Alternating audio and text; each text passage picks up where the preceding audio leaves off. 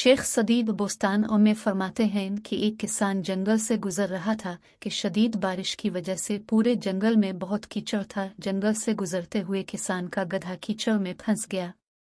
इसने गधे को कीचड़ से निकालने की तनहा बहुत कोशिश की, मगर सब्र आएगा गया। किसान को कुछ समझ नहीं आ रहा था कि वो क्या करे। कभी कभी जब इंसान को कुछ समझ नहीं आता तो वो अपना गुस्सा बिलावजा दूसरों पर निकालता है।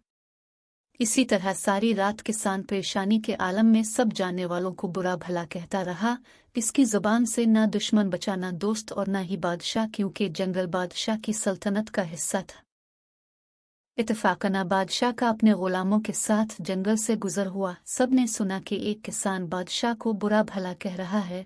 अचानक किसान की नज़र बादशाह पर पड़ी। वो बहुत परेशान हुआ कि बादशाह ने सब कुछ सुन लिया, अब इसका अंजाम बहुत बुरा होगा। इसी वक्त गुलामों ने बादशाह के कान भरना शुरू कर दिए।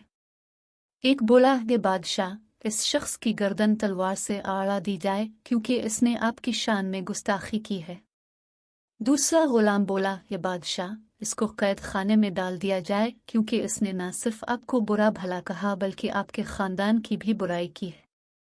बादशाह ने मजबूर किसान की तरफ देखा जिसका गधा कीचड़ में फंसा हुआ था। बादशाह को किसान की हालत पर रहम आ गया। इसने किसान की नामुनासिब बातों को माफ कर दिया और अपने गुस्से को पी गया। बादशाह ने किसान को इनाम और इकराम से नवाजा और एक सफ़ेद घोड़ा भी इनाम में दिया। प्यारे बच्चों, हमें इस कहानी से सबक मिलता है कि सच है कि बुराई का बदला बुराई से देना आसान है, लेकिन इंसान को चाहिए कि बुराई का जवाब भलाई से दे।